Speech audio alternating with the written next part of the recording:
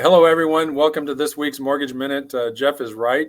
Spectacular day here in the Coachella Valley in the Palm Springs area. But of course, we do have a storm coming. So I guess it's the calm before the storm. As you probably know, if you've been watching the show before, we like to start off by giving you a mortgage market and a bond market update.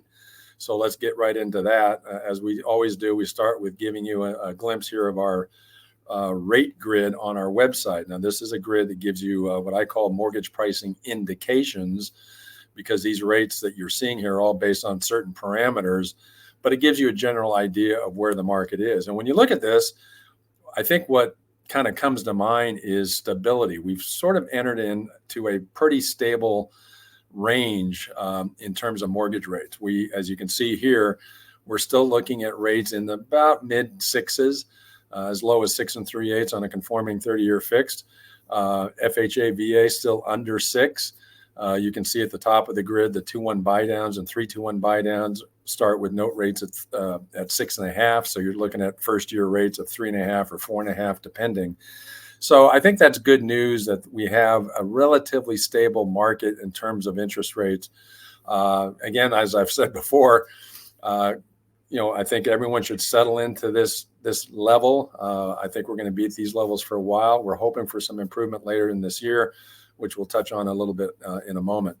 And these rates you can see supported by the 10-year bond chart. We always like to give you a 5-day chart of the 10-year bond yield. The 10-year bond yield, again, is I would call your best benchmark or barometer to track where mortgage rates are going. And you can see here that we've had a little bit of improvement since last Friday. Last Friday, we were approaching 4.3 plus. We're better than that this week. Right now, as of today, we're down to about 420. And essentially, the market's winding down. Why? Because tomorrow is Good Friday, just before Easter. And as a consequence, in fact, the markets are going to be closing early tomorrow. So we're probably at a point where there's not going to be much changes in the bond market or mortgage rates between now and Monday. So with that, why are we at where we're at in terms of bond yields and mortgage rates? Well, this week, in terms of economic data points, the calendar has been or is light. There's not been a lot of economic data points released this week. In fact, really, the only ones of significance are the ones listed here on the sheet or on this slide. The initial claims for unemployment for this week came out today. It was forecast at 214,000. The actual number ended up being 210,000, same as the previous week. So that's good in the sense that it's stability.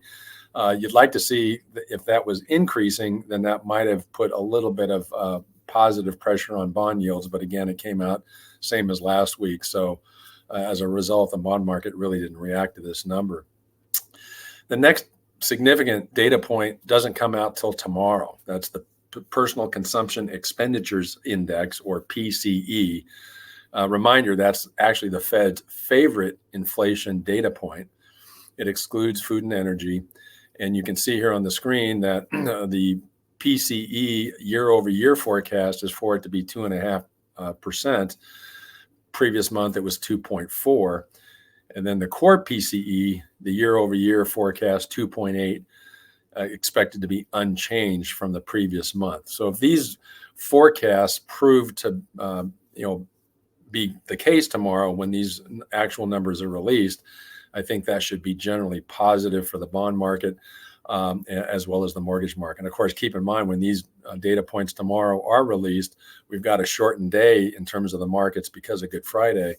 So to the extent either these numbers when released are good news or bad news, we may not see fully the result of those new numbers on the markets until Monday.